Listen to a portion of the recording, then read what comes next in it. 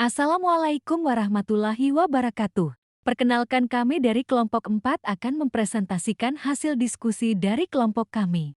Dengan judul Manajemen Pemeliharaan Ternak Potong dengan dosen pengampu Dr. Insinyur Ferry Lismanto Syaiful SPT MP. Presentasi ini disusun oleh kelompok 4 dengan anggota Aisyah, Anggina, Triamanda, Fatahilah.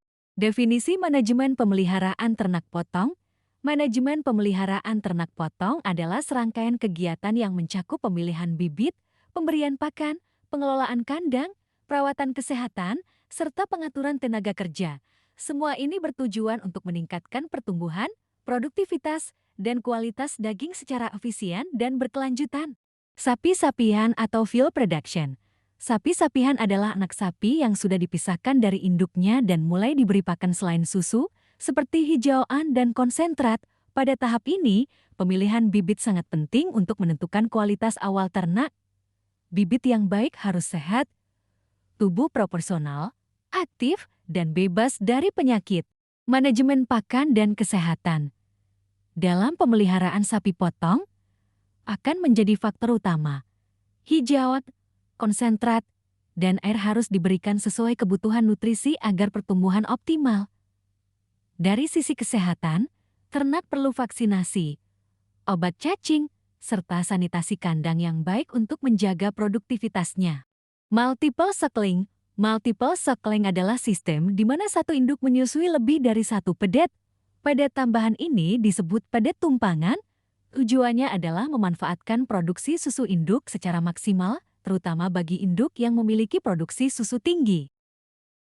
Manfaat multiple suckling. Keuntungan dari sistem ini adalah pedet bisa tumbuh lebih cepat dan produksi susu induk termanfaatkan secara optimal. Pedet yatim piatu atau induk dengan produksi susu rendah juga bisa terbantu. Namun ada juga tantangan, yaitu butuh pengawasan lebih teliti dan risiko mastitis pada induk jika ambing tidak terhisap seimbang. Pemilihan induk dan pedet. Pemilihan induk dan pedet harus diperhatikan. Induk sebaiknya sehat, produksi susu tinggi, dan memiliki ambing yang baik. Pedet tumpangan dipilih yang sehat dan usianya hampir sama dengan pedet kandung. Penyatuan dilakukan bertahap, bahkan kadang perlu dioleskan bau pedet kandung agar induk mau menerima. Manajemen pakan dan kesehatan pada multiple suckling. Induk yang menyusui lebih dari satu pedet butuh nutrisi tambahan berupa hijauan berkualitas tinggi dan konsentrat. Pedet pun perlu konsentrat khusus serta hijauan mudah dicerna.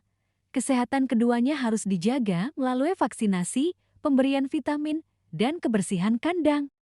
Penyapian dini. Penyapian dini dilakukan pada umur 2-4 bulan.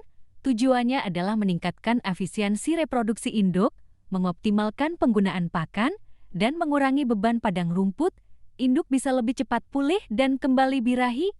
Namun, tantangannya adalah pedet butuh pakan khusus yang bergizi tinggi serta berisiko stres.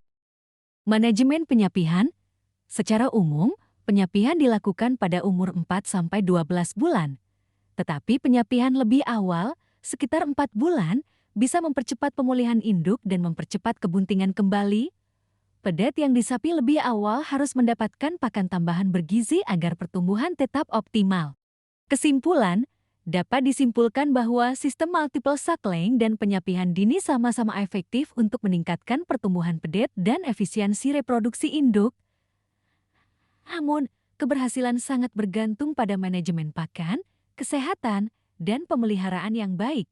Dengan manajemen yang tepat, usaha sapi potong bisa lebih efisien, produktif, dan menguntungkan peternak. Demikian penjelasan dari kelompok kami mengenai manajemen pemeliharaan ternak potong. Untuk memperjelas materi yang sudah kami sampaikan, kami membuka kesempatan kepada teman-teman atau bapak atau ibu untuk mengajukan pertanyaan. Jika tidak ada pertanyaan lagi, presentasi dari kelompok kami cukup sampai di sini. Terima kasih atas perhatian dan kerjasamanya. Semoga materi ini bermanfaat bagi kita semua.